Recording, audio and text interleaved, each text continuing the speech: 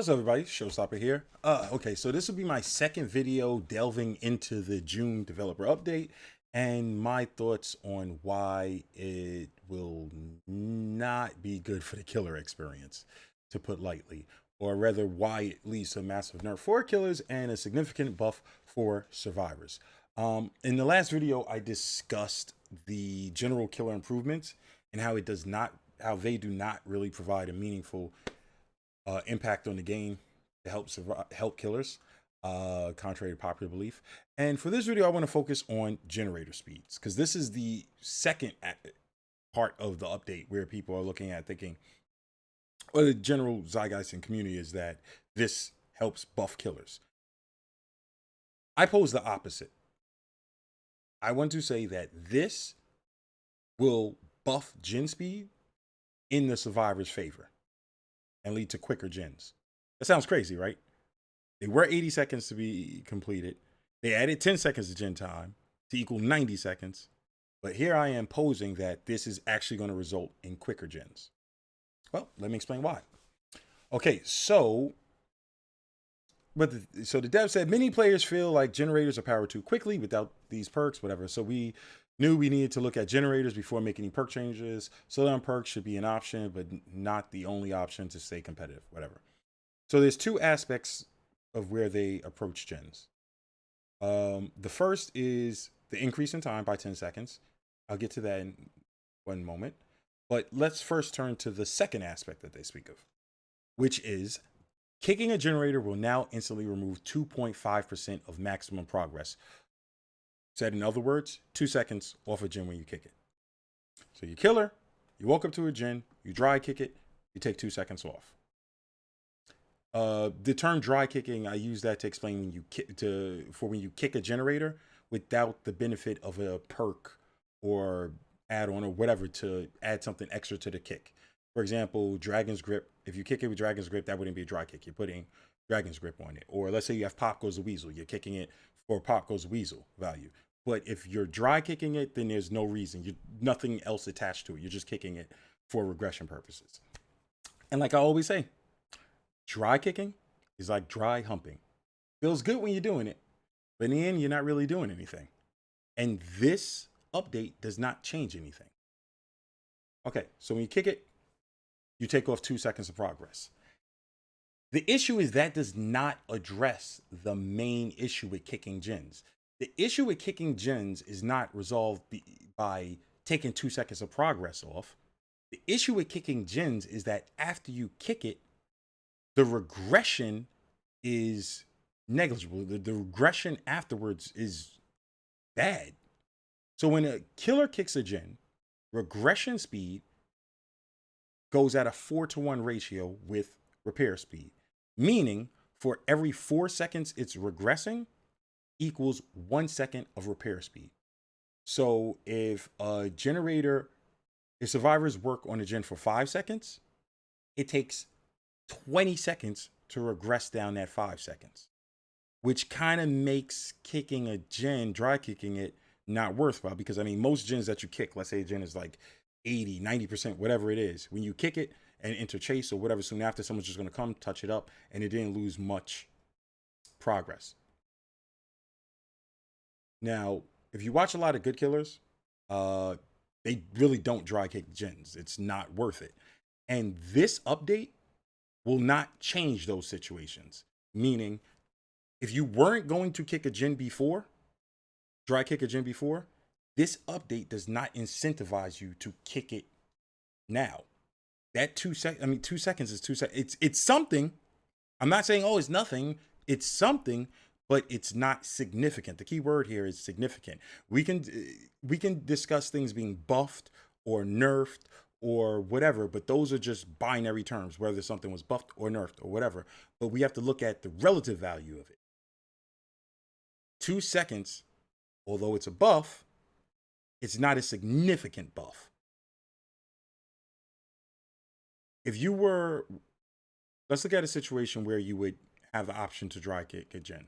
Let's say you hear a gen being worked on and you go towards it. It's a survivor on the gen and the survivor runs off. You now are faced with the decision, hey, do I kick the gen or do I enter chase? I mean, you can kick the Jinn and then enter chase, but let's be honest. If you stop and kick the Jinn, the survivor's using that time to get distance on you, which pretty much kills your chase potential for the most part. If you weren't going to kick it before, this is not going to create that situation. It's not going to change your mind, make you want to kick it. So the devs further say this change makes kicking generators more meaningful. Yes, it makes it more meaningful, but again, that's not discussing the relativity of the meaningfulness. It's not that much more meaningful. It's something, whatever. Even if Survivor stops it from regressing shortly after. I disagree. If they stop it from regressing, that 2 seconds didn't do much. Additionally, survivors must now decide whether they should tap a generator to prevent regression, as this allows the killer to kick it again and knock off even more progress. I think that this statement is ridiculous. If they were going to tap it to stop regression before, they're going to do it now. They're not going to stop it because, oh, if the killer comes back and kicks it later, it's going to lose 2 seconds of progress. No, they're going to jump on the Jinn and continue working on it until the killer comes, and then comes that decision of, hey, are you going to chase me or are you going to kick the Jinn? And I mean, I hear people give this crazy scenario of, oh, if I kick the Jinn and then the survivor touches it, but then I kick it and then they touch it and then I kick it and then they touch it, they lost a lot. When the hell does that happen? What game are you people playing? That does not happen. not in a real game of Dead by. Anyway, I digress on that. The point is this: that 2.5%, it's something, but it's not really that significant. Now, if this was just given to us or to killers, that's one thing, but it was not just given for free. It was given at a trade-off. And I'll get to that trade-off in a second when we discuss the first aspect. We have increased the time it takes a power generator to 90 seconds, up from 80 seconds. Now, 10 seconds should be a significant time. If I just told you in a vacuum, hey, generators now take 10 seconds longer to complete, that's something. Which, on a side note, let me say something. I'm not a fan of increasing gen time. I do not think that is good for the game. I don't think it's good for the health of the game. I do not think it's good for the survivor's experience. And who wants to sit on gens even longer? The problem, gen speed is a problem, but that problem should be addressed through fixing the real problem with Dead by Daylight. Most 90% of the problems with Dead by Daylight come down to one overall issue, and that's the map design. The maps are poorly designed. It's as though they go more for aesthetics than game balance.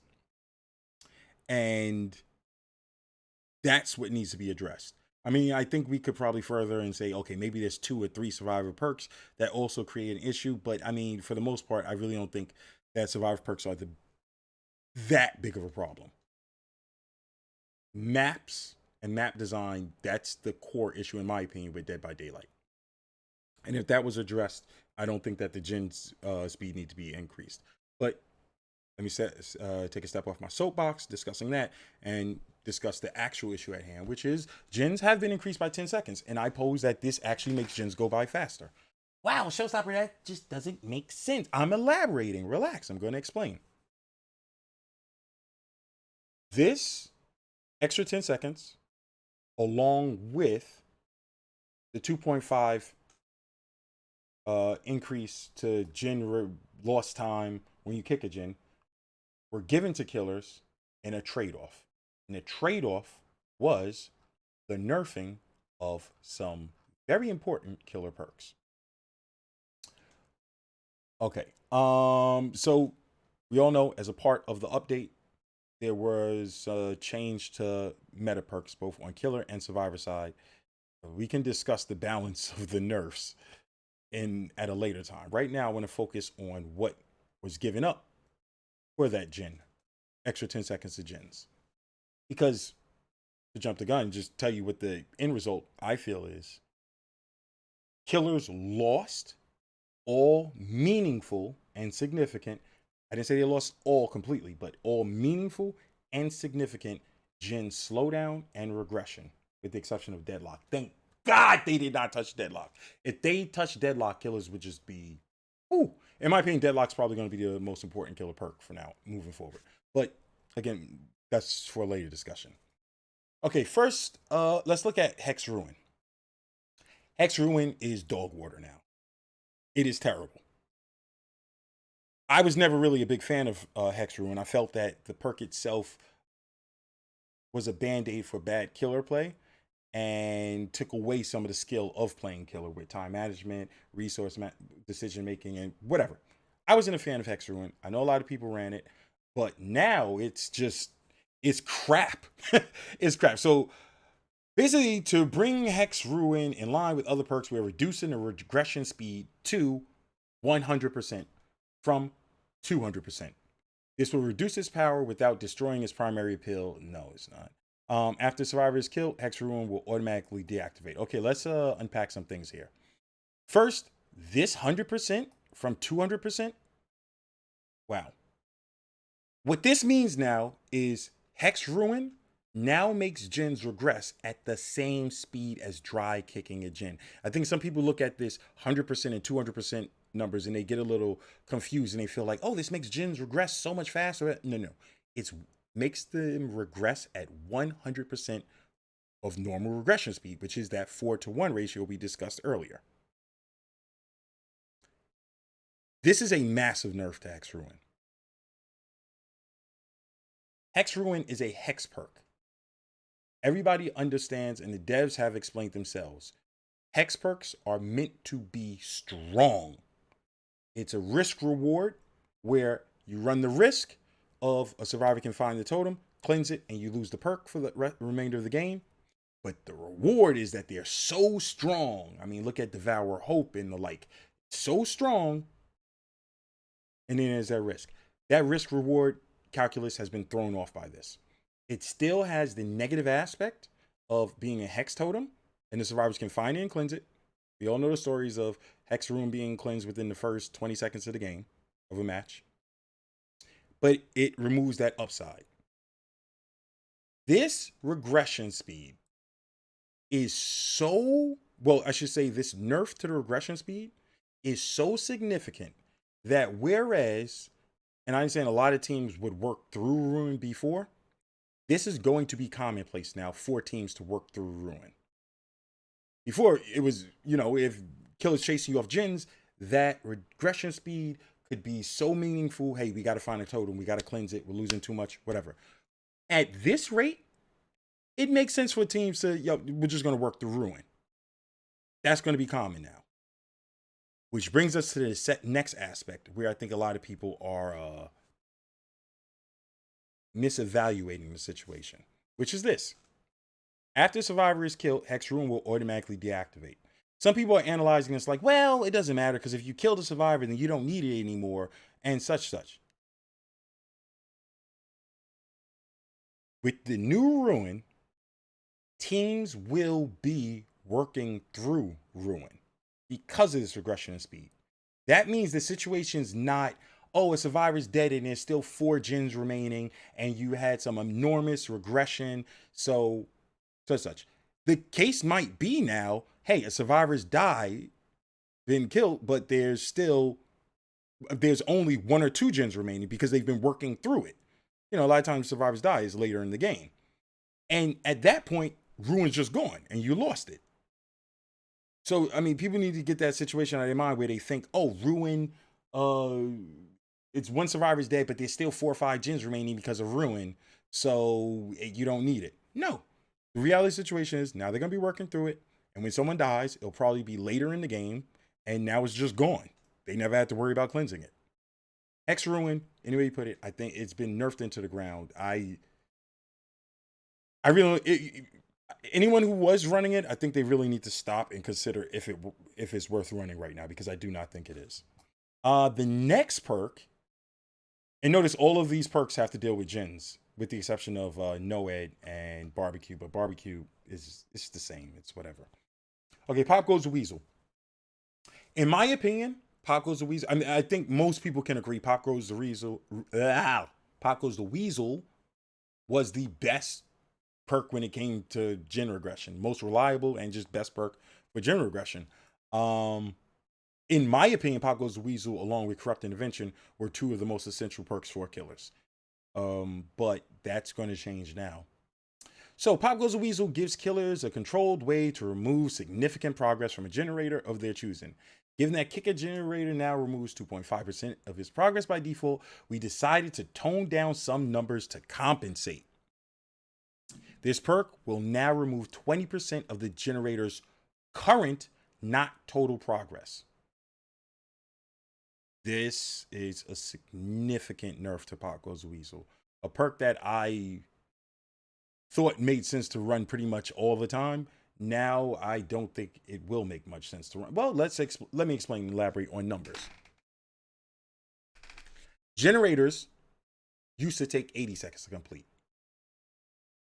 Pop Goes the Weasel took off, classic Pop Goes the Weasel took off 25% of that total progress, meaning Pop Goes the Weasel was equivalent to 20 seconds.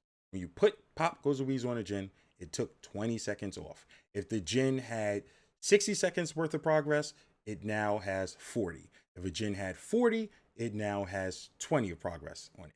If a gen had 15 seconds of progress on it, it would turn off because it lost all. 20 is more than 15. Now, it will only take off 20% of the current progress. To highlight how big of a nerf that is, let's look at a situation. Previously, in Dead by Daylight, if a gen was at 50%, meaning it has 40 seconds worth of progress on it. If you put Pop Goes the Weasel on it, it would take 20 seconds off and leave 20 remaining. That was if the gen was at half, because gens used to be 80. Half of 80 is 40. You have 40, you kick it with Pop, now it's 20. Now let's fast forward to Dead by Daylight after this patch. Gens are now 90 seconds. So if a gen is half completed, that means it has 45 seconds of progress on it.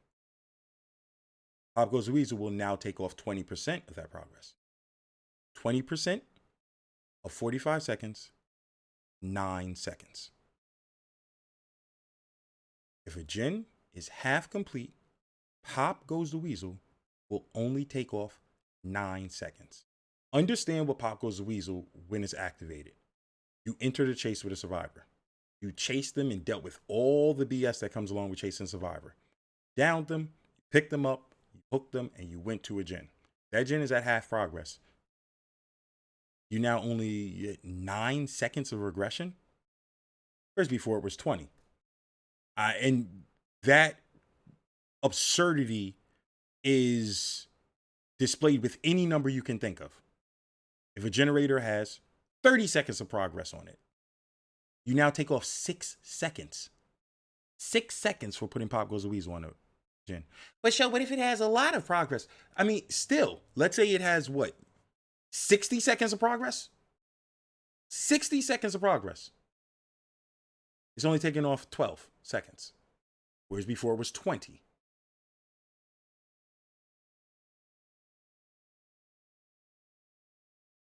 If you haven't understood the point that I'm trying to highlight is this. Gens now take 90 seconds to complete. However, killers no longer have the meaningful slowdown or gen regression that they used to have. And I'm going to go through the remainder of the perks. I just think that the point should be highlighted by now because we're discussing Ruin, Pop, which are two probably most prominent perks for regression and slowdown. How they've just been gutted and nerfed to the ground. A gen that had half the progress before versus now, if you put Pop Goes the Weasel on a gen when it was at 40% progress, even at 90 seconds, you're completing that gen faster. Do you understand what I'm saying? Gens were increased. But if a gen prior to the update had Pop put on it when it was at 50%, versus now if it has 50, if it's kicked at 50%, that gen would be completed faster in the new update. We're losing meaningful gen regression. Anyway, let's continue. Corrupt intervention. Oh my God. Oh, I used to love corrupt. Corrupt is weird now. This perk makes the beginning of a match more manageable, forcing survivors to extend deeper into the map before repairing a generator. We aren't looking to change this aspect yet, but you are. Moving forward, the perk will deactivate once a survivor enters the dying state. We believe this change will keep corrupt intervention effective in helping the killer build early game pressure while providing a limit to his power. Now, let me be clear here. I believe it retains the 2-minute cap, but if someone goes down within that 2 minutes, when they go down, it ends corrupt. Now, there's a couple things to unpack with this. The first thing is you're losing a big part of what made corrupt powerful. Corrupt wasn't just powerful for, well, what it did was in the beginning of the game, it would shrink the map. It would shrink the map. Hey, this is the effective size of the map because the other gens are locked up. Nothing that goes on that side of the map matters. It's over here. But also, depending on where you got the down on the survivor, if you got it, this was a reward. You get a quick down on the survivor, you can now probably get a good active hook on the hook placement for that survivor and pressure the gens in that area without giving survivors the ability to work on the other gen. It just helped you build pressure. Not just shorten the map, but help you build pressure. Now, you don't have that aspect of corrupt. Furthermore, I want to read something. It's something I think a lot of people are overlooking on this. Moving forward, the perk will deactivate once a survivor enters the dying state. Not when a survivor is hooked. Once a survivor enters the dying state. What this means is the second they go down, it activates. It goes down, deactivates. What happens after that is not taken into account. So if you down someone, pick them up, and get flashlight blinded, and then the survivor runs off, it doesn't corrupt still down. If you get pallet stunned, corrupt is still down. If anything happens that makes you drop that body, whether it's boil over or a sabo or anything happens, corrupt intervention is lost. That's not good. That's not good at all. Like we're talking about Dead by Daylight in 2022. Saboing is a thing and it's been buffed. Boil over mixed with all types of other things, perks are a thing. Flashlight blinds are a thing. Cheeky plays at pallets are a thing. That stuff happens. Once survivor enters the dying state, corrupt intervention is down. Corrupt, along with Pop and Ruin, have been nerfed significantly. Moving on, Tinkerer. I don't want to make this a hour-long video, but I mean, let's look at this. Tinkerer, this is garbage. This is ridiculous. Basically, Tinkerer only takes effect once per gen now. Tinkerer is a popular choice for the information it provides. Yeah. Being able to prevent a generator from being powered is a game changer, particularly on killers with high mobility. Game changer, whatever. It can, however, become a little oppressive when paired with certain regression perks. No, stop. I don't like the way this is going. Tinkerer was a perk that, like all things in life, there's levels to playing this game. And there's levels, I'm getting passionate and emotional now. There's levels to playing Survivor. Okay, there should be a difference between good survivors and bad survivors, or survivors that are doing more than just holding down a button sitting on gen. A part of that gap between survivor skill is reacting to the killer's perks. Understanding and picking up, yo, the killer has Tinkerer, it's active now, maybe I should get off the gen, maybe whatever. Just being aware of what's going on and countering it. This removes that. Along with significantly nerfing perk that's really important for killers. I mean, if we look at some maps and map designs, there's a gen or two that are more important than other gens. I usually on stream, I might call them like a keystone gen. Like, we have to keep this gen. If we lose this gen, then the others will follow. Maybe the gen split will be too far for us to control a map. Tinkerer is a way to help you protect that gen, to give you information about that gen while you're in chase, to understand things. Oh, it's oppressive with a certain regression perks. Like what? Like Pop? Like, okay, if we have Pop goes to Weasel and we hook somebody, we hear Tinkerer, we know to go over there and put Pop on it. Guess what? We should be rewarded. But it doesn't even matter. Who the hell is running Pop anymore now? After that, it's been nerfed. Long story short, I guess we could have a longer discussion on this, or I can even get into it more in stream. Tinkerer has been gutted. Another Jin perk. Uh, Scorch Hook Pain Resonance. This is going to affect two Jin perks, so to say. One, Pain Resonance itself, which is this is a significant nerf to Pain Resonance. The most recent addition to the meta, Pain Resonance, allows the killer to remove a sizable chunk from the most progressed generator simply by hooking a survivor. A loud noise notification also allows the killer to disrupt the survivor before they can continue repairing. A jack of all trades of sorts, granting both a powerful regression effect and crucial information. With that in mind, we are removing the loud noise notification. Instead of exploding, the affected generator will now spark upon losing progress, and survivors will no longer scream. We believe this will ensure Pain Resonance remains a strong regression perk while limiting its informational aspect. Okay, let me be clear. I think Pain Resonance will still be a valuable general regression perk, partly because everything else has been nerfed into the ground, and it's the best of what's remaining, or one of the best of what's remaining. But again, let's look at how Pain Resonance usually works. It can be used on quite a few builds, but let's be honest, there's two builds where it's usually used on where it shines. Pain Resonance with Pop, or Pain Resonance with Dead Man's. Dead Man's was indirectly nerfed from this nerf to Pain Resonance. So that's a perk that's been nerfed that's not even on this board, because on the update, because it's been nerfed from a perk that is paired with significantly. The next thing is, hey guys, remember what I was just discussing with Tinkerer? There's levels to playing Survivor, and you shouldn't just make it brain dead easy.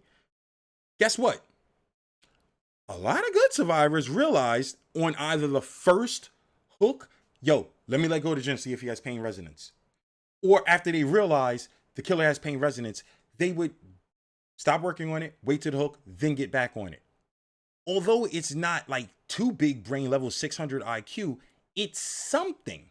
If a survivor was that brain dead that they just continue to remain on the Jin when the killer had Pain Resonance, then they should scream and give away that information, and the killer should be rewarded from it.